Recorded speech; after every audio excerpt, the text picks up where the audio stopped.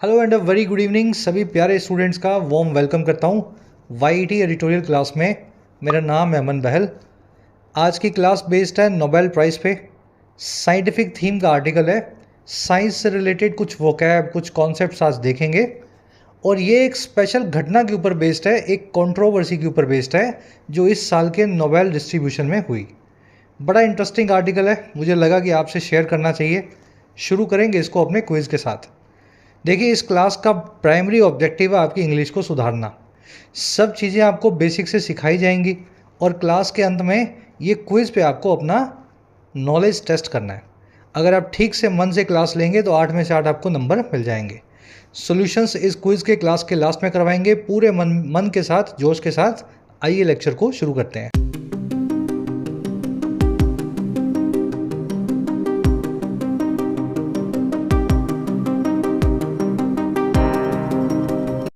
Alright, the title is the Nobel कॉन्ड्रम।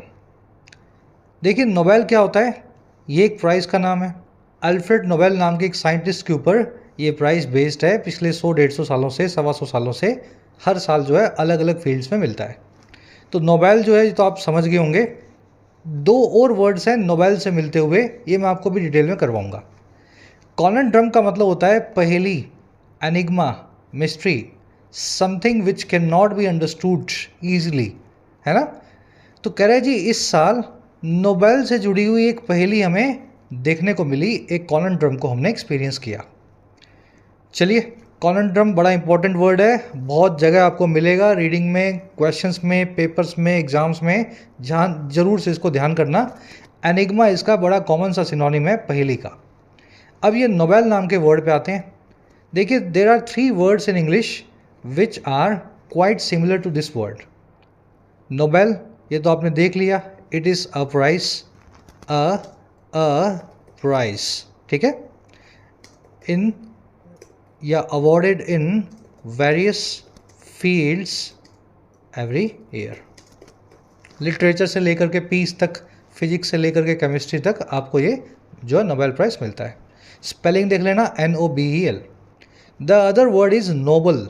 Nobel अलग है ना इससे, इसमें लिखा हुआ है BEL, इसमें लिखा हुआ है LE। नोबल जो है ना, ये एक एडजेक्टिव है, इसका हिंदी में मीनिंग होता है कुलीन या समथिंग ऑफ हाई कैरेक्टर, ठीक है। कुलीन का मतलब आप समझते हैं, जो अच्छे कुल से हो। अगर कोई नोबल मैन है तो मतलब कुलीन आदमी है, अच्छे घर का आदमी है, पैसे वाला, रिच पर्सन, है ना, खानदानी है। इसको खानदानी बोल सकते हैं आप, अगर और आसान भाषा में समझना चाहें। खानदानी सही लिखा क्या मैंने? चलो, खानदानी। चलो, ये दूसरा वर्ड था। तीसरा वर्ड है जी नोवेल। नोवेल, ये आपने बड़े अच्छे से सुना होगा इस वर्ड को। नोवेल का मतलब होता है अ बुक। जैसे वो बुक्स होती है ना, जासूसी की नॉवेल्स वगैरह लोग पढ़ते हैं, नॉवेल्स होती हैं वो, अ बुक। और ये होता है नाउन फॉर्म में, ठीक है, नाउन फॉर्म में। वर्ब एडजेक्टिव फॉर्म में नॉवल का मतलब होता है न्यू एंड इनोवेटिव। कोई भी नया आइडिया है जिससे किसी समस्या का आपने इलाज कर दिया, तो that is a novel idea. कोई नई थॉट है, कोई नया, समझ गए ना, कुछ भी इस तरह की जो चीज़ नई होती है, इनोवेटिव होती है, नूतन होती है, इसको हिंदी बोलते हैं नूतन, है ना, नूतन या नवीन। तो एडजेक्टिव फॉर्म में नोवेल का मतलब होता है new and innovative. Noun form में नोवेल एक किताब होती है, किसी जासूसी की या कोई भी कहानी आपने मोटी सी किताब लेके पढ़ी, दैट इज़ अ नोवेल। चलिए आगे बढ़ते हैं। Karachi honored for neural nets. Hopfield and Hinton's Nobel raises questions on awarding contribution outside traditional physics. Karachi जो चीज़ ऑनर्ड है न्यूरल नेट्स के लिए। न्यूरल नेट क्या होता है? एक साइंटिफिक टर्म है। ऐसा समझ लो, जो अपना दिमाग है, अपना ब्रेन है, अगर आप उसको सॉफ्टवेयर और हार्डवेयर की फॉर्म में ले आएँ, एक ऐसी मशीन बना दें, एक ऐसा सॉफ्टवेयर और हार्डवेयर का मिक्सचर हो जो दिमाग की तरह काम करे, सोचने लगे। कह रहा है जी, जो ऑनर्ड है न्यूरल नेट्स के लिए। और कौन है भाई ऑनर्ड? हॉपकिन और हिंटन का नोबेल प्राइज़ इस साल का वो ऑनर्ड है। सब्जेक्ट कौन है इसके लिए? Hopkin and Hinton's Nobel prize. कह रहा है ये नोबेल रेज करता है क्वेश्चंस को, खड़ा करता है सवालों को। और किस चीज़ को लेकर के? अवॉर्ड करने को लेकर के, देने को लेकर के ऐसे कॉन्ट्रीब्यूशंस के लिए जो आउटसाइड हैं ट्रेडिशनल फिजिक्स से, परंपरागत जो है फिजिक्स से। तो फिजिक्स में आपको समझ गए ना फिजिक्स क्या होती है, भौतिक विज्ञान फिजिक्स समझते हैं आप। फिजिक्स का अगर नोबेल प्राइज़ मिलना है तो किसी फिजिसिस्ट को मिले या फिर फिजिक्स से रिलेटेड किसी डिस्कवरी को मिले। लेकिन इस साल ये नोबेल प्राइज़ मिला है ऐसे साइंटिस्ट को जिन्होंने फिजिक्स से कुछ बाहर काम किया, फिजिक्स से जुड़ा हुआ था लेकिन बेसिकली वो न्यूरल नेट से रिलेटेड था। हमारे मस्तिष्क को, हमारे ब्रेन को कंप्यूटर की फॉर्म में कैसे रेप्लिकेट किया जाए। तो जैसे ही ये अवार्ड फिजिक्स वाला फिजिक्स के बाहर चले गया, इससे क्वेश्चंस खड़े हो गए, क्या ये करना सही था या गलत था। मेरे ख्याल से सेंटेंस समझ चुके हैं। नोबेल की वोबर rages again this is the Nobel prize. हमेशा प्रॉपर नाउन होगा। अल्फ्रेड नोबेल नाम के आदमी से, साइंटिस्ट से प्राइज़ शुरू हुआ था एंड इसका हमेशा बड़ा रखा जाता है। याद है ना ये तीनों, नोबेल, नोबल एंड नोबल। तो ये नोबेल पहला वाला है NOBEL, है ना। चलो जल्दी से आगे बढ़ें। इस आर्टिकल की वोकैब पर नज़र डालते हैं। 4-5 वर्ड्स हैं, शुरू में एक साथ देख लो मोटे मोटे, क्लास को स्मूथली आप ले सको। क्लास अगर अच्छी लगती है, सब कुछ समझ में आता है, यूज़फुल लगती है तो एक लाइक दे दिया करो। देखिए यूट्यूब पे तो अपनी क्लासेस आ ही रही हैं। इन क्लासेस के साथ में आपको अगर स्ट्रक्चर्ड वे में गाइडेंस चाहिए हो अपने एग्जाम्स के लिए तो डाउनलोड करें YET your English tutor app को। कमेंट सेक्शन में इसका लिंक मिलेगा। आपकी अपनी ऐप है, बहुत अफोर्डेबल प्राइसेस में क्वालिटी कंटेंट वाले कोर्सेज आपको मिल जाते हैं ऐप पे। जैसे राइटिंग का कोर्स, इस कोर्स में 60 से 70 घंटों में आपको इंग्लिश राइटिंग सिखाई जाती है। फिर आपको एस्से लिखना हो, रिपोर्ट लिखना हो, आंसर लिखना हो, प्रेसी लिखना हो, ये सब इसमें बेसिक से कवर होता है। 50,000 से भी ज़्यादा बच्चे इस कोर्स में एनरोल्ड हैं, फ़ायदा ले चुके हैं। इसी तरीके से आपको मिशन सिविल सर्विसेज कोर्स मिलेगा जो कि राइटिंग कोर्स का ही बड़ा फॉर्म है। इसमें आपको सारे टॉपिक जो सिविल सर्विसेज के लिए ज़रूरी हैं राइटिंग के हिसाब से, जैसे answer writing, प्रेसी writing, CSAT, descriptive, ये सारे टॉपिक आपको 200 घंटे के इस कोर्स में अच्छे से तैयार करवाए जाते हैं। कोर्स पे भी कुछ कूपन चल रहे हैं, फ़ायदा ले लेना। बैंकिंग और SSC के कोर्स में फुल प्रैक्टिस सेट्स मिलेंगे आपको। प्रीलिम्स, मेंस के, क्लरिकल PO के एक साल के प्रैक्टिस कोर्स हैं। हर क्वेश्चन को आप प्रीवियस ईयर पेपर्स के साथ में तैयार कर सकते हैं। ऐप का लिंक कमेंट सेक्शन में है। कोई क्वेरी हो तो ये व्हाट्सएप नंबर है, इस नंबर पे आप टीम से जुड़े, उनसे कुछ पूछना हो तो पूछ पाएंगे। ऑलराइट, वोकैब शीट कर दूं इसको जूम इन। कॉन्ड्रम से शुरू करेंगे। पहली को बोलते हैं पजल को। Aarushi murder case is still a conundrum for the intelligence agencies. Aarushi murder case आज भी एक पहेली है भारत की सुरक्षा एजेंसीज के लिए। Enigma, mystery, riddle, paradox all are the synonyms for this word. खास करके एनिग्मा, इसकी तरफ खास ध्यान देना, it's a special synonym for the word conundrum. चलिए अगला वर्ड है वैनगार्ड। ये वर्ड मैंने आपको बहुत अच्छे से समझाया हुआ है। देखिए गार्ड्स का मतलब होता है चौकीदार, रखवाला, है ना, जो आपकी सेफ्टी में काम आए वो आपका गार्ड है। और वैन का मतलब होता है गाड़ी। जब भी कोई बटालियन कहीं मूव करती है एक प्लेस से दूसरे प्लेस पे, जिसमें 10, 15, 20 गाड़ियाँ हैं, 2-3 हज़ार सोल्जर्स हैं, तो वो क्या करते हैं, एक फॉर्मेशन बना के चलते हैं कि अगर हमला हो जाए तो कौन सबसे आगे होगा, कौन सबसे पहले एक्टिवेट होगा, पीछे वालों को क्या करना है। तो आगे जो सबसे गाड़ी रहती है वो गाड़ी होती है वैन गार्ड। गार्ड जो है जिस वैन में सबसे आगे चल रहे हैं वो है वैन गार्ड। याद रखने की ट्रिक बता रहा हूँ, ये वर्ड कहाँ से निकला है। उन लोगों का, वैन गार्ड्स जो हैं सबसे आगे जो रहते हैं, उनका ऑब्जेक्टिव ये होता है जैसे ही हमला हो आप पूरी बटालियन को सुरक्षा देंगे, है ना। आपको हैंडल कैसे करना है हमले को, आगे से होकर के आपको हमले को कैसे टैकल करना है। तो अगर आप वैन गार्ड हैं तो आप किसी भी फील्ड में सबसे आगे वाले आदमी हैं, जो पायनियर भी कहलाता है या फिर एक इंस्पायरिंग फर्स्ट एग्जाम्पल भी होता है। समझ पाए इस बात को कहानी से। कहानी लंबी थी लेकिन मेरे ख्याल से it must make sense to you. At the vanguard या इन द वैनगार्ड ऐसे ही फ्रेज यूज होगा। The leading unit of an army is called vanguard और an inspiring first example in any field is called vanguard. Google and Meta are in या at the vanguard of our technology front. Google और Meta नाम की जो कंपनियां हैं वो सबसे आगे हैं, वैनगार्ड हैं, पायनियर हैं हमारे टेक्नोलॉजी के मोर्चे की, टेक्नोलॉजी फ्रंट की। पायनियर आपने सुना ही होगा, वैनगार्ड का सिनोनिम है। कोई भी फील्ड में जो सबसे आगे है वो पायनियर होता है उस फील्ड के अंदर। जैसे कंप्यूटर्स के फील्ड में पायनियर हुआ करते थे बिल गेट्स, है ना, जिन्होंने विंडोज़ ऑपरेटिंग सिस्टम बनाया, उस वक्त पायनियर थे वो। चलिए इसको avant grade, garde, forefront, trailblazer, cutting edge, इन सभी वर्ड से बताया जाता है। याद रखना इनको, एवन गार्ड है ना, इसकी स्पेलिंग मैंने गलत लिख दी है, ग्रेड, ये एक्चुअल में है GAARDE, ठीक है, GARDE। चलिए आगे बढ़े। एवन गार्ड को खास ध्यान रखना, आज के क्विज में मैंने आपसे पूछा है। अगला वर्ड है अपने पास फ्रेजल वर्ब अशर इन।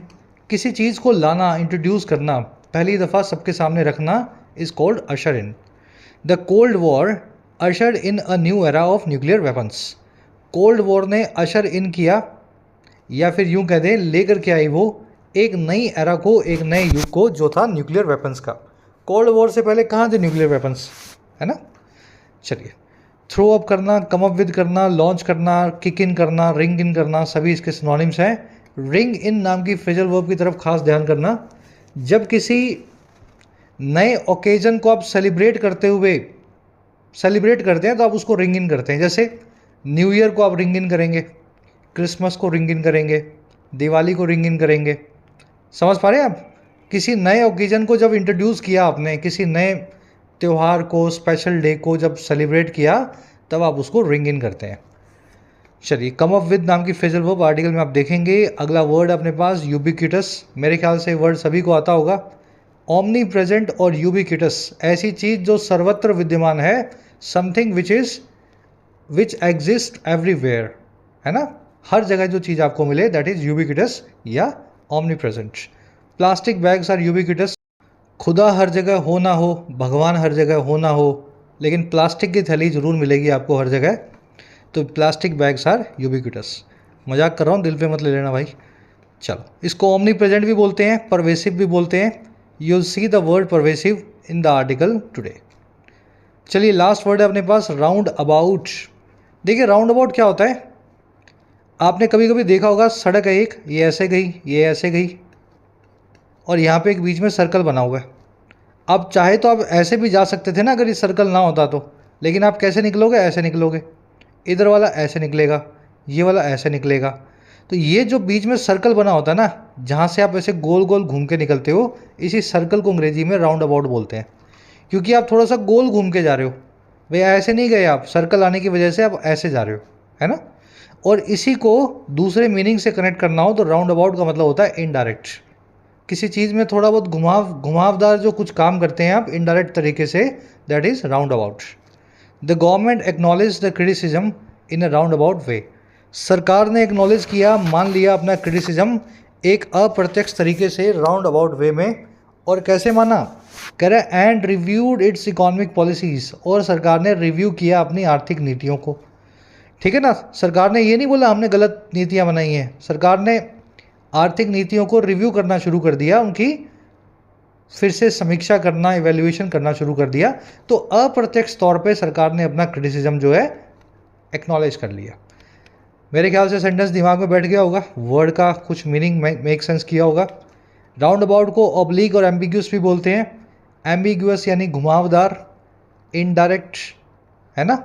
इसका बिल्कुल उल्टा हो जाता है अनएम्बिग्यूस, जो बिल्कुल सीधा क्लियर कट हो, अनएम्बिग्यूस, है ना। तो ये दोनों वर्ड्स याद रखना, इसके सिनोनिम्स हैं।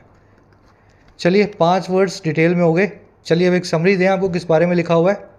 देखो, इस बार जिन 2 साइंटिस्ट को फिजिक्स का नोबेल प्राइज़ मिला, हॉपफील्ड और हिंटन को, इन्होंने क्या किया, इन्होंने न्यूरल नेट्स को डिस्कवर किया। एआई के फील्ड में इन्होंने काम किया, और न्यूरल नेट्स का इस्तेमाल करके इन्होंने फिजिक्स को थोड़ा सा और, है ना, आगे एनरिच करने की कोशिश की। काम तो ये कंप्यूटर के फील्ड से कर रहे हैं रिलेटेड, लेकिन वो काम आ रहा है फिजिक्स के अंदर, तो इसलिए इनको फिजिक्स का नोबेल प्राइज़ मिल गया। अब ये काम तो उन्होंने बहुत अच्छा किया था, लेकिन कंट्रोवर्सी ये हुई, कुछ लोगों ने ये कहा कि आप तो फिजिक्स का नोबेल प्राइज़ कंप्यूटर साइंटिस्ट को दे रहे हो, जो गलत है। इनके लिए कुछ अलग कैटेगरी बना लो, 2 इनको भले ही देना है तो, लेकिन फिजिक्स का इनको देना ठीक नहीं था। हमारा आर्टिकल कह रहा है कि यही कमाल है एआई का। अभी तो ये फील्ड शुरू हुआ है, आगे आप देखोगे हर जगह एआई आपको मिलेगा, और हो सकता है अब नोबेल कमेटी को भी इस चीज़ को एक्नॉलेज करना पड़े और मल्टी डिसिप्लिनरी नोबेल प्राइज़ को इंट्रोड्यूस करना पड़े। ऐसा नोबेल प्राइज़ जो फिजिक्स और केमिस्ट्री का मिक्सचर हो, केमिस्ट्री और इकोनॉमिक्स का मिक्सचर हो, है ना। तो आजकल साइंस जो है बड़ा मिक्स होता जा रहा है, तो मिक्सिंग वाले नोबेल प्राइज़ अगर आप दे देंगे तो ऐसी कंट्रोवर्सीज नहीं होंगी। चलिए, टोन मैं आपको क्लास के लास्ट में बताऊंगा, थोड़ा आपको भी आइडिया लगे कैसी टोन है ना। शुरू करते हैं आर्टिकल को। कह रहा है the 2024 Nobel prize for physics went to two living legends of computer science, John Hopfield and Geoffrey Hinton, the masterminds behind neural networks. कह रहा है 2024 का जो नोबेल प्राइज़ है फिजिक्स के फील्ड में, ये वेंट किया या चला गया दो लिविंग लेजेंड्स की तरफ। लेजेंड यानी महान हस्तियाँ, शख्सियत, लिविंग यानी जो अभी जिंदा है। तो दो लिविंग लेजेंड्स की तरफ गया और ये थे कंप्यूटर साइंस के, नाम है इनके John Hopfield and Geoffrey Hinton. कह रहा है और ये दोनों मास्टरमाइंड्स थे, रचयिता थे न्यूरल नेटवर्क्स के।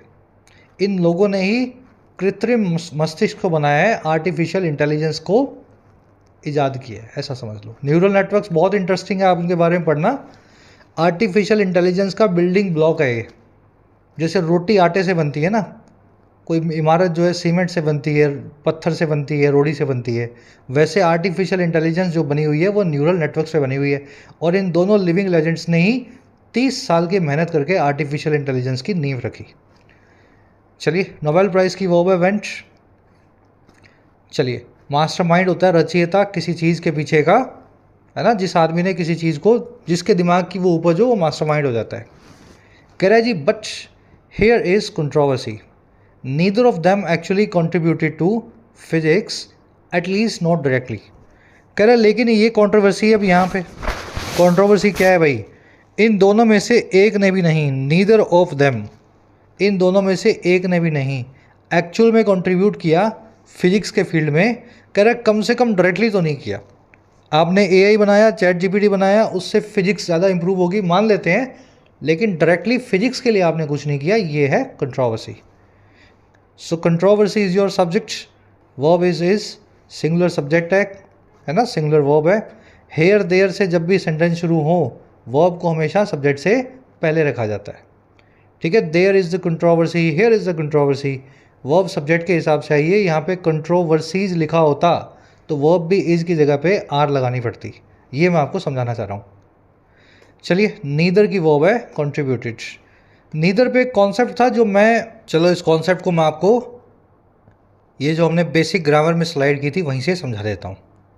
देखिए, दो सिनेरियो हैं अपने पास। फर्स्ट सिनेरियो में आपके पास दो लोग हैं, सेकंड सिनेरियो में आपके पास दो से ज़्यादा लोग हैं, 3, 4, 5, 10, 12 कितने भी हो सकते हैं, ठीक है। दो लोग हैं यहाँ पे और यहाँ पे मोर देन 2 है। अगर आपको दो में से एक को निकालना है, दो में से एक को निकालना है, किसी भी एक को, मैं यहाँ दो बच्चे बैठे हैं और मैं बोल रहा हूँ यार इनमें से किसी एक को बोलो पानी ले आएगा कोई, यार इनमें से किसी एक को बोलो लाइट ऑन कर दे, ठीक है। तो मैं जब दो में से एक को निकालूंगा तो मैं यूज़ करूँगा ईदर का।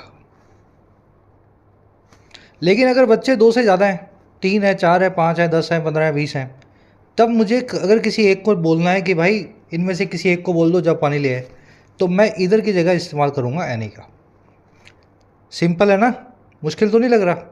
दो बैठे हैं, दो में से एक, तो को ईदर का इस्तेमाल कर दूंगा, ईदर ऑफ द बॉयज़। और अगर दो से ज़्यादा हैं तो ईदर की जगह मैं एनी का इस्तेमाल करूँगा। एक को मुझे निकालना है, सिर्फ एक को। मान लीजिए मुझे दोनों को ही कुछ कहना है, मुझे बोलना है कि इन दोनों को बोलो पढ़ाई करें, तब मैं इस्तेमाल करूँगा बोथ का। किसका इस्तेमाल करूँगा? बोथ का। और अगर मुझे दो से ज़्यादा लोग हैं और सबको बोलना है कि ये सब के सब इस काम को करें, तब मैं इस्तेमाल करूँगा ऑल का। दो ही बच्चे बैठे हैं, मैं बोलूँगा both of you go study.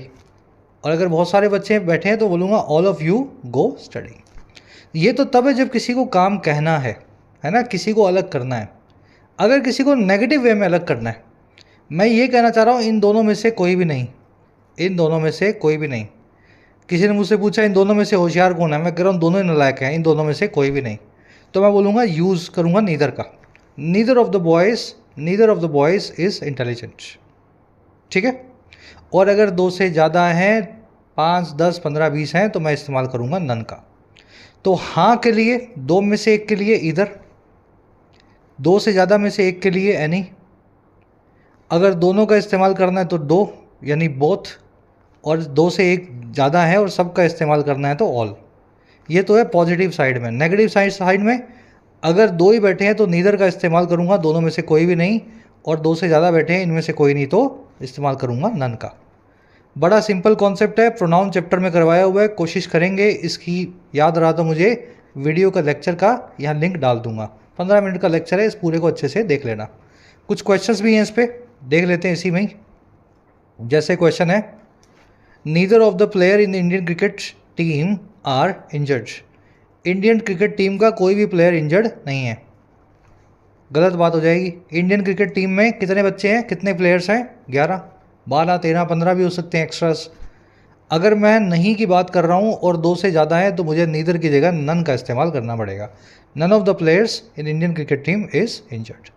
अच्छा, नन के साथ कुछ लोग बोलते हैं सर प्लूरल वर्ब आए या सिंगुलर वर्ब आए, दोनों आती हैं। सिंगुलर वर्ब को प्रेफर किया जाता है और नन के साथ में प्लूरल वर्ब भी आ सकती है, ठीक है ना। बहुत सारे हैं, दोनों सब में से कोई भी नहीं है। एक्चुअल में तो कई लोगों की बात हो रही है ना, तो प्लूरल वर्ब लगना भी गलत नहीं होता। सिंगुलर वर्ब ज़्यादा यूज़ की जाती है नन के साथ। चलो और कुछ क्वेश्चंस बनाए। She will marry any of the two brothers. वो शादी करेगी दोनों में से किसी भी एक भाई से। दो भाई हैं, दो में से एक से किसी से भी शादी करेगी। अगर दो में से एक निकालना है तो इस्तेमाल एनी का नहीं होगा, इधर का होगा। शी विल मैरी इधर ऑफ द टू ब्रदर्स। मान लीजिए 3 ब्रदर्स होते, 4 ब्रदर्स होते, तो फिर मैं इस्तेमाल करता एनी का, ठीक है ना। She will marry any of the 5 brothers. Concept बड़ा इजी है, एक बार इसको यहाँ वीडियो डालने की कोशिश करता हूँ, यहाँ से इसको रिवाइज कर लेना। वैसे आप समझ भी गए होंगे। तो यहाँ पे नीदर का इस्तेमाल क्यों हुआ है? क्योंकि 2 ही साइंटिस्ट थे, अगर 3 होते तो मुझे यहाँ पे नन का यूज़ करना पड़ता। कह रहा जी, the Nobel committee decided to give physicist the day off and reward these two for pioneering machine learning. कह रहा जी, अब जो हंसी वाली बात कर रहा है, कह रहे जी नोबेल कमेटी ने डिसाइड किया कि जो फिजिसिस्ट हैं, फिजिक्स के जो साइंटिस्ट हैं, उनको डे ऑफ दे दिया जाए, छुट्टी दे दी जाए। मतलब जिस दिन फिजिक्स का नोबेल प्राइज़ मिलना है, मजाक कर रहा है ना, कह रहे जिस दिन फिजिक्स का नोबेल प्राइज़ मिलना था तो कमेटी ने बोला कि फिजिसिस्ट आज मत आएँ क्योंकि आपको हम देने वाले नहीं हैं। और क्या किया इन्होंने रिवॉर्ड कर दिया इन दोनों कंप्यूटर साइंटिस्ट को पायनियरिंग मशीन लर्निंग के लिए। मशीन लर्निंग और न्यूरल नेटवर्क से की है, न्यूरल नेटवर्क से ही मशीन लर्निंग टेक्नोलॉजी बनी है जिस पर चैट जीपीटी काम करता है, ठीक है। और पायनियरिंग है यानी अवंट गार्ड है, ट्रेल ब्लेजर है, वैन गार्ड है, सबसे आगे की है ना, सबसे नई जो है टेक्नोलॉजी है। कह रहा जी which eventually became the foundation for artificial intelligence. Machine learning कुछ और नहीं है, ये एक लैंग्वेज है कंप्यूटर की जो फाउंडेशन बन गई, जो आधार बन गया एआई का आगे जा कर के। कमेटी की वर्ब है डिसाइडेड, ठीक है। कमेटी की वर्ब है, एक सेकेंड ना, पेन को क्या हो गया यार, अब ठीक है ना। कमेटी की वर्ब है डिसाइडेड। दूसरी वर्ब रिवॉर्ड नहीं है, मैंने रिवॉर्ड को मार्क किया हुआ, दूसरी वर्ब गलत है। क्या बता सकते हो मुझे रिवॉर्ड इसकी वर्ब क्यों नहीं है? रिवॉर्ड अगर कमेटी की वर्ब नहीं है तो किसकी वर्ब है, और कमेटी की वर्ब क्यों नहीं है? ये कमेटी ने तो रिवॉर्ड किया इन दोनों को। अरे भाई साहब, डिसाइडेड लिखा हुआ है, वर्ब की सेकंड फॉर्म है, पास्ट में काम हो चुका है। जब पास्ट में काम हो चुका है तो फिर यहाँ भी रिवॉर्डेड आना चाहिए ना, तभी तो ये दूसरी वर्ब बनेगी कमेटी की, ऐसे कैसे बन जाएगी? अब ये जो रिवॉर्ड लिखा हुआ है ये वर्ब ना होकर के एक इन्फिनेटिव है। कमेटी ने डिसाइड किया दो चीज़ों को, पहला कि फिजिसिस्ट को एक दिन की छुट्टी दे दी जाए, सारे साइंटिस्ट फिजिक्स वालों को बोला कि तुम्हें नहीं मिलेगा, छुट्टी पे हो तुम, आज मत आना। और दूसरा इन्होंने डिसाइड किया कि हम रिवॉर्ड करेंगे 2 कंप्यूटर साइंटिस्ट को। विच आया है मशीन लर्निंग लैंग्वेज के लिए वर्ब है इसकी बिकेम। कह रहा है जी some physicist were left scratching their heads wondering if they should start brushing up on coding. फिर मज़े वाली बात कर रहा है, हंसी वाली। कुछ फिजिसिस्ट जो थे वो रह गए स्क्रैच करते हुए अपने हेड को, यानी सर खुजाते हुए देख रहे थे। They were left scratching their heads. सर खुजाना समझते हो ना आप, जब कोई चीज़ समझ में नहीं आती है तो सर खुजाते हैं ना अपने, तो कुछ फिजिसिस्ट इस तरीके से सर खुजा रहे थे और वॉन्डर करते हुए, सोचते हुए इस चीज़ को कि क्या उनको भी स्टार्ट कर देना चाहिए ब्रशअप करना या सुधारना अपनी कोडिंग स्किल्स को। भाई कंप्यूटर साइंटिस्ट को आपने दे दिया नोबेल इस साल का, तो फिजिसिस्ट क्या सोच रहे होंगे, यार हम भी कंप्यूटर सीख लेते हैं, हमें भी मिल जाएगा अगले साल। है ना। तो थोड़ा सा उस तरीके से सरकास्टिक वे में बोल रहा है, they were left scratching their heads and they were wondering और thinking that they should start brushing up on coding.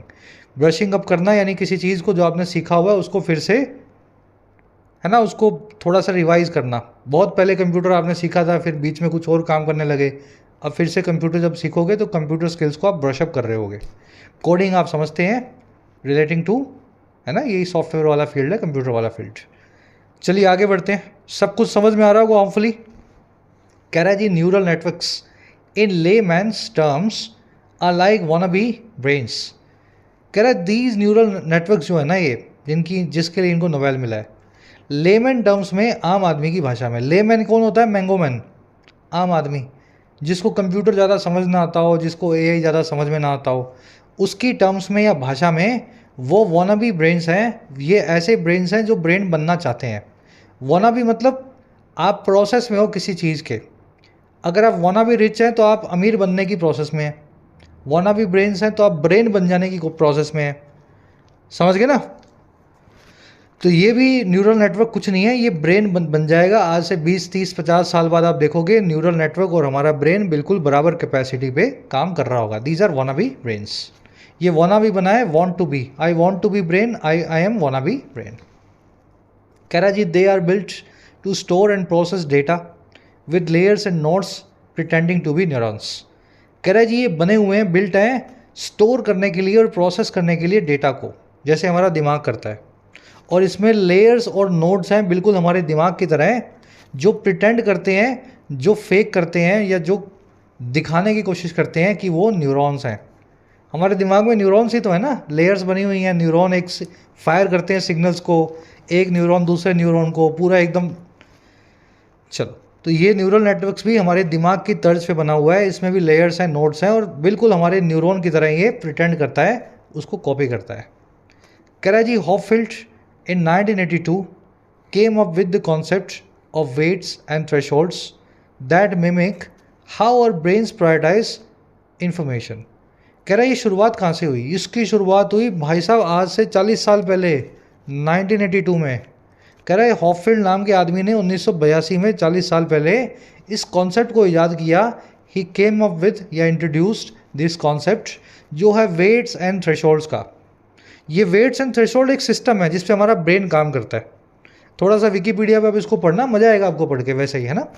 तो इन्होंने ये वेट्स एंड थ्रेशोल्ड का सिस्टम कंप्यूटर के फील्ड में ईजाद किया, और जो मिमिक करता है, जो कॉपी करता है, इमिटेट करता है, कैसे हमारे ब्रेन्स प्रायोरिटाइज करते हैं इंफॉर्मेशन को। जो इंफॉर्मेशन बहुत क्रिटिकल है उस पर ज़्यादा दिमाग लगाएंगे, अपना ब्रेन जो है उस पर ज़्यादा फोकस करेगा। जो कम इंफॉर्मेशन, कम क्रिटिकल है ना, उस पर भूल भी जाएगा उसको। आपने सुना फिर 2 दिन बाद भूल गए। तो ये वेट्स एंड थ्रेशोल्ड्स का सिस्टम हमारा ब्रेन फॉलो करता है, और इसी को ही हॉपफील्ड ने कंप्यूटर की लैंग्वेज में ईजाद किया। हॉपफील्ड की वो ही came up with this thing, है ना।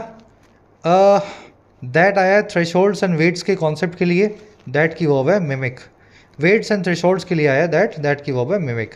मिमिक करना, किसी को कॉपी करना, है ना, किसी की, समझ गए ना, किसी के चाल, हाव भाव, लैंग्वेज को जब आप बिल्कुल कॉपी करने लगते हैं, मिमिक्री करते हैं। मिमिक से मिमिक्री नाम का वर्ड बना हुआ है। तो मिमिक करना एक ही बात है। ब्रेन्स की वर्ब है प्रायोरिटाइज। कह रहा जी, 3 years later Hinton swooped in with model adapted from statistical mechanics to define neural nets. कह रहा जी, इनकी इस जर्नी में 1982 के 3 साल बाद, 85 के अंदर, हिंटन जो है उसने भी सूप इन कर दिया। सूप इन करना यानी पुष्पा की तरह एंट्री मारना, समझ गए। एकदम हीरो जैसा एंट्री मारता है ना, वो जो शाहरुख खान एंट्री मारता है मैं हूं ना में, वैसे ही पुष्पा की तरह, शाहरुख खान की तरह हिंटन ने सूप इन किया, एंट्री मारी, इंटरवीन किया एक ऐसे मॉडल के साथ में जो अडेप्ट किया गया था, जिसको अपनाया गया था, लिया गया था स्टैटिस्टिकल मैकेनिक्स नाम के फील्ड से। और ये मॉडल था रिफाइन करने के लिए हॉपफील्ड के न्यूरल नेट को। तो इसने बोला, भाई हॉपफील्ड तूने बना दिया, बहुत बढ़िया किया, पर 3 साल हो गए, अब इसको सुधारने का जिम्मा मेरा है। मैं एक मॉडल लेकर के आया हूँ, तेरे इस नेटवर्क को बहुत अच्छे से रिफाइन कर देगा। हिंटन की वर्ब है सूप्ड इन। चलिए, ये स्वीप इन से सूप इन बना है ना, स्वीप की सेकंड फॉर्म है। कह रहा जी fast forward to 2024 and voila AI is everywhere. कह रहा जी इसी घटना को फास्ट फॉरवर्ड कर दो 30 साल 40 साल फास्ट फॉरवर्ड कर दो और कहाँ ले आओ 2024 में। और कह रहा है जी वोइला AI जो है आज वो हर जगह दिख रही है आपको, from finding exoplanets to controlling nuclear reactions. चाहे कोई एक्सो प्लैनेट को फाइंड करना हो, दूर दराज के किसी प्लैनेट को, एक्सो प्लैनेट यानी बाहर का कोई प्लैनेट जो सोलर सिस्टम में मिल्की वे से अलग है ना, और या फिर कंट्रोल करना हो न्यूक्लियर रिएक्शंस को, फिशर को, फ्यूजन को, समझते हैं ना न्यूक्लियर रिएक्शंस क्या क्या है, तो इनको कंट्रोल करना भी AI के थ्रू हो रहा है। ये वोइला क्या होता है? अंग्रेज जब खुश हो जाते हैं ना किसी चीज़ को देख करके और हम बोलते हैं वाह, तो अंग्रेज बोलते हैं वोइला। ठीक है, थोड़ा फ्रेंच कॉनोटेशन का वर्ड है, इसको कभी कभी टाडा बोल देते हैं, कभी कभी इसको बोलते हैं there it is, here it is, है ना। तो ये वोइला कुछ नहीं है, एक एक्सक्लेमेशन का साइन है या वर्ड है। चलिए, एक्सो प्लैनेट्स यानी planets outside of the solar system, हमारे मिल्की वे गैलेक्सी और सिस्टम से बाहर के प्लैनेट्स हैं एक्सो प्लैनेट्स। चलिए नेक्स्ट आते हैं अपने पैराग्राफ पे। कह रहा है जी AI use to be an obscure hobby for tech geeks but now it is mainstream. कह रहा है ये जो AI थी हॉपकिंस की, हॉपफील्ड की और है ना हिंटन की, जो 82-85 में इन्होंने 40-45 साल पहले बनाई थी, ये हुआ करती थी एक ऑब्सक्योर सी हॉबी, एक ऐसी हॉबी, एक ऐसी रुचि जो बड़ी अनक्लियर थी। और किसकी? टेक गीक्स की, टेक्नोलॉजी के फील्ड में जो महारथी हैं उनकी। गीक्स कौन होते हैं? जीनियस। जीनियस को आप कोलोकियल लैंग्वेज में गीक बोल देते हैं। कह रहा लेकिन अब ये मेन स्ट्रीम है, आज ये हॉबी कोई ऑब्सक्योर वाली नहीं है, हर आदमी इसको यूज़ कर रहा है।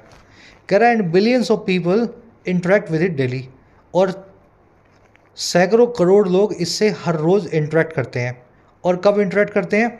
Without even knowing what it does under the hood, बिना इस बात को जाने कि ये क्या करती है, what it does under the hood रह करके भी, हमारी आंखों से ओझल रह करके भी। हुड क्या होता है? आपने हुडी पहनी होगी ना, सर्दियों में जैकेट आती है हुड वाली, भैया आपकी जैकेट है और पीछे टोपी लटकी हुई है, उसको आगे खींच लोगे तो वो हुडी बन जाएगी। तो जब आप अंडर द हुड होते हो तो आपने वैसे ही जैकेट पहनी हुई है, आपको कोई देख नहीं पा रहा। वैसे ही AI जो है हुडी वाली जो जैकेट है पहन के घूम रही है हमारे चारों तरफ, हर तरफ AI है, आपको पता नहीं है आपके लिए कितना काम वो कर रही है। ठीक है, AI की वर्ब है यूज्ड, इट की वर्ब है इज, बिलियंस की वर्ब है इंटरेक्ट। टेक गीक्स मैंने आपको बता दिया, टेक्नोलॉजी के फील्ड में जो जीनियस हैं, जो एकदम जीनियस के लिए एक और वर्ड है अंग्रेजी में एग हेड, मैं लिख करके लाया हूँ यहाँ पे। ठीक है, ऐसा आदमी जिसको बस किसी चीज़ में रुचि आने लगी है ना, जुनून आने लगा और उस फील्ड में बहुत एक्सपर्ट हो गया, that person is called a geek और एग हेड।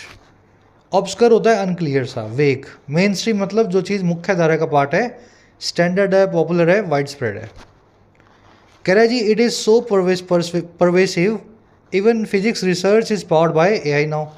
कह रहा है ये इतनी यूबिक्यूटस है, परवेसिव है, ओमनी प्रेजेंट है कि यहाँ तक कि हमारी फिजिक्स भी AI से ही पावर्ड है, फिजिक्स को भी AI के थ्रू ही ड्राइव किया जाता है। परवेसिव आप देख ही चुके हैं ना। कह रहा है so while this Nobel prize might seem misplaced, the laureates did in a roundabout way contribute to physics research। कह रहे इस प्रकार से जहाँ ये नोबेल प्राइज़ जो है ये हो सकता है आपको गलत जगह पे रखा हुआ मिले, मिसप्लेस्ड मिले। भाई फिजिक्स का था, कंप्यूटर साइंटिस्ट को गया तो गलत जगह चला गया ना, हो सकता है आपको लग रहा हो कि गलत जगह गया है, लेकिन ये जो लॉरेट्स ने, लॉरेट्स कौन होते हैं? किसी भी अवार्ड को पाने वाले जो अवार्डी होते हैं, जिनको है ना अवार्ड मिला होता है, वो दोज आर कॉल्ड लॉरेट्स। कह रहे लेकिन ये जो नोबेल लॉरेट्स हैं जिनको प्राइज़ मिला है, इन्होंने किया डेड एक अप्रत्यक्ष तरीके से राउंड अबाउट वे में कंट्रीब्यूट यानी योगदान दिया फिजिक्स की रिसर्च में। तो इन्होंने AI बनाई, AI से फिजिक्स की रिसर्च हो रही है तो फिजिक्स का नोबेल प्राइज़ मिल गया, है ना। इस तरीके से एक इनडायरेक्ट वे में इन्होंने फिजिक्स में कुछ कंट्रीब्यूट किया। चलिए, नोबेल प्राइज़ वर्ब है इसकी माइट सीम, अगेन याद रखना Nobel is a proper noun, N हमेशा बड़ा होगा, प्रॉपर नाउन्स को कैपिटलाइज किया जाता है। लॉरेट्स की वर्ब है डिड कंट्रीब्यूट, ठीक है, लॉरेट्स की वर्ब है डिड कंट्रीब्यूट। राउंड अबाउट यानी अप्रत्यक्ष, एम्बिग्यूअस, एम्बीवलेंट, है ना, इनडायरेक्ट, इसका बिल्कुल उल्टा हो जाएगा डायरेक्ट या अनएम्बिग्यूअस, या समझ पा रहे होंगे आप, है ना। कह रहा है and speaking of nobles, Isn't it time the committee ditched the 3 awardee rule? कह रहा बात ही कर रहे हैं अगर नोबेल प्राइसेस की, स्पीकिंग ऑफ नोबेल्स, क्या वक्त नहीं आ गया, isn't it time, कि जो कमेटी है वो डिच कर दे, अबैंडन कर दे, त्याग कर दे, छोड़ दे 3 अवॉर्डी के रूल को। तो अभी रूल ये है कि एक नोबेल प्राइज़ 3 से ज़्यादा लोगों में शेयर नहीं हो सकता, 3 साइंटिस्ट को मिलेगा मैक्सिमम। तो कह रहा क्या वक्त नहीं आ गया कि इस रूल को छोड़ दें हम। चलिए, कमेटी की वो पे डिच करना, किसी चीज़ को अबैंडन करना, छोड़ना, डिजर्ट करना, है ना। सवाल पूछा गया यहाँ पे, क्वेश्चन मार्क है लास्ट में, इंट्रोगेटिव सेंटेंस है, इसलिए हेल्पिंग वर्ब सब्जेक्ट से पहले है। कह रहा है जी modern science is a team sports and not a solo gig. कह रहा है जो मॉडर्न साइंस है वो एक टीम स्पोर्ट है, टीम का मामला है, एक सोलो गिग नहीं है, एक आदमी से होने वाला छोटा सा प्रोजेक्ट नहीं है। गिग क्या होता है, कुछ छोटा सा काम आपको मिले, 2 4 6 घंटे का आपने कर दिया, पैसे ले लिए, that is called a gig. तो कोई साइंस ऐसा गिग नहीं है, एक आदमी ने बैठ के कंप्यूटर के बैठे कुछ कर दिया, ये एक टीम स्पोर्ट बन चुका है आज का science. Current AI is not different, और AI बिल्कुल भी अलग नहीं है, AI की भी यही कहानी है। कह रहा है it is time that the credit was given where it is due. वक्त आ गया है कि टाइम आ गया है कि क्रेडिट दिया जाए जहाँ ज़रूरी है, श्रेय मिले जिन सभी लोगों को जिनको ज़रूरी है। और कह रहा है जी अक्रॉस द बोर्ड, पूरी की पूरी टीम को। अक्रॉस द बोर्ड यानी आप पूरी की पूरी टीम की बात कर रहे हैं जिन्होंने किसी प्रोजेक्ट पे काम किया है। तो अभी तक तो क्या होता है, टीम में जो 3 बड़े साइंटिस्ट होते हैं उनको दे देते हैं, बाकी टीम का बस ऐसे ही नाम ले दिया है ना। वक्त आ गया कि सबको क्रेडिट मिले, चाहे 15 लोगों की टीम हो, अगर कुछ अच्छा ईजाद किया है तो 15 लोगों को भी वो नोबेल प्राइज़ मिल सके। चलिए 8 की वर्ब है इट इज़ टाइम, क्रेडिट की वर्ब है वॉज गिवन। ये credit was given where it is due है ना, ये एक फ्रेज़ है अंग्रेजी में, श्रेय दिया जाए जहाँ पे वो ज़रूरी हो। हिंदी में बोलते हैं इसको क्रेडिट दिया जाए, श्रेय दिया जाए जहाँ भी वो ड्यू हो, ज़रूरी हो। चलिए रैप अप करेंगे क्लास को। हल्का फुल्का आर्टिकल है, बीच में 1-2 दिन हैवी वाले आ गए तो वो मुझे आपकी व्यूज़ बता देती हैं। जब हैवी आर्टिकल आता है ना तो बीच में से ड्रॉप ऑफ होने लगता है, मतलब बच्चे ने पढ़ा 15 मिनट, 17 मिनट, 14 मिनट, 11 मिनट, और फिर हिम्मत उसकी जवाब दे रही है, वो वीडियो को ड्रॉप ऑफ कर रहा है। हालांकि इससे मुझे फ़र्क नहीं पड़ता है, ड्रॉप ऑफ आप करते हैं तो आप खुद का नुकसान करते हैं, लेकिन मैं कोशिश कर रहा हूँ वीक में 2 से ज़्यादा हैवी आर्टिकल्स ना हो ताकि आपका इंटरेस्ट भी बना रहे, ठीक है ना। एज ए टीचर मुझे खुशी होती है ना, बच्चा अगर पूरा पढ़े, पूरा देखे तो मेरी मेहनत को मुझे। चलो फर्स्ट क्वेश्चन है आपका, पैरा जंबल सेट। आराम से वीडियो को कर लो पॉज, बहुत आसान है, कुछ भी इसमें टेढ़ा मेढ़ा नहीं है, एक ट्राई के अंदर आपका सॉल्व हो जाएगा। ABCD सही अरेंजमेंट में, सही सीक्वेंस में डालो। चलो होपफुली वीडियो को आपने पॉज कर लिया है, अब मैं करवा रहा हूँ, पहले अपनी ट्राई खुद से दे लेना। देखो शुरू में या तो A आ रहा है, D आ रहा है या C आ रहा है, B तो शुरू में नहीं आ रहा, इतना तो पता लग गया। फर्स्ट में बता रहा है A में नोबेल प्राइज़ फिजिक्स का दिया गया इन दोनों शख्सियतों को, हॉपफील्ड और हिंटन को। B में बताया न्यूरल नेटवर्क्स बन चुके हैं बहुत ज़रूरी वेरियस साइंटिफिक फील्ड्स में। अब ये न्यूरल नेटवर्क्स होते क्या हैं, AI न्यूरल नेटवर्क्स, वैसे भी जब तक ये बताओगे नहीं तब तक B फर्स्ट सेंटेंस नहीं बनेगा। इससे पहले जब AI की बात होगी तभी आप B को रख पाओगे, तो B आपका फर्स्ट सेंटेंस तो वैसे भी बनता भी नहीं है। C में कह रहा है जी देयर कॉन्ट्रीब्यूशन, ध्यान देना देयर यानी इन दोनों की बात हो रही है, हॉपफील्ड और हिंटन की, A के बाद C आएगा। Their contribution to machine learning have transformed AI या आर्टिफिशियल इंटेलिजेंस, इनकी भागीदारी ने, योगदान ने मशीन लर्निंग में या इस लैंग्वेज में ट्रांसफॉर्म करके रख दिया है, बदल के रख दिया है हमारी AI को। देखो AI की फुल फॉर्म दी गई है आर्टिफिशियल इंटेलिजेंस, शॉर्ट फॉर्म लिखी गई है AI, इसी को ही आगे शॉर्ट फॉर्म को कंटिन्यू किया गया। तो जब भी किसी चीज़ की फुल फॉर्म बताई जाए पहले लिखा जाए रिजर्व बैंक ऑफ इंडिया, ठीक है, फिर लिखा जाए ब्रैकेट में RBI। तो ये सेंटेंस आपका पहला सेंटेंस होगा, और जिस सेंटेंस में खाली RBI लिखा हुआ है वो इसके बाद आएगा। जब तक फुल फॉर्म नहीं आएगी तब तक शॉर्ट फॉर्म को आप नहीं रख सकते। तो मैं बताना ही चाह रहा हूँ भाई साहब, AI की फुल फॉर्म आई है यहाँ पे C में, है ना, और यहाँ पे लिखा हुआ है AI, तो C के बाद में B आएगा। Some physicist express confusion over the committee's decision to award the physics Nobel for a discovery related to AI। कुछ फिजिसिस्ट ने एक्सप्रेस भी किया अपनी कन्फ्यूजन को कमिटी के डिसीजन को लेकर के जो फिजिक्स नोबेल देने का था एआई के फील्ड में। अगेन एआई आया, एआई को आपने डिफाइन किया था यहाँ पे, तो डी भी जो है सी के बाद आएगा। तो अपने पास ओवरऑल स्ट्रक्चर क्या बनी, स्ट्रक्चर ये बनी कि सी आएगा कहीं पहले, उसके बाद में कहीं आएगा या तो बी, पहले आएगा सी, बाद में आएगा या तो बी या तो डी। और दूसरी अपने पास स्ट्रक्चर ये बनी कि जो नोबेल प्राइज़ है ए, इसके बाद में आएगा सी। बना कि नहीं बना? तो मेरा जवाब कुछ ऐसा बनना चाहिए, ए सी बी डी या ए सी डी बी, ऐसा ही बनेगा ना भाई। ए सी तो आना ही आना है, ए के बाद सी आएगा और सी के बाद या तो बी आ रहा है डी आ रहा है या डी आ रहा है बी आ रहा है, जो भी आप पहले रखना चाहे। तो देख लो ए सी बी डी और ए सी डी बी कहीं आ रहा है क्या? यहाँ आ रहा है ए सी बी डी, मेरा आंसर बन गया। अब ज़्यादा दिमाग मत लगाओ, एक बार पढ़ लो ए सी बी डी बैठ रहा है कि नहीं बैठ रहा और आगे बढ़ जाओ।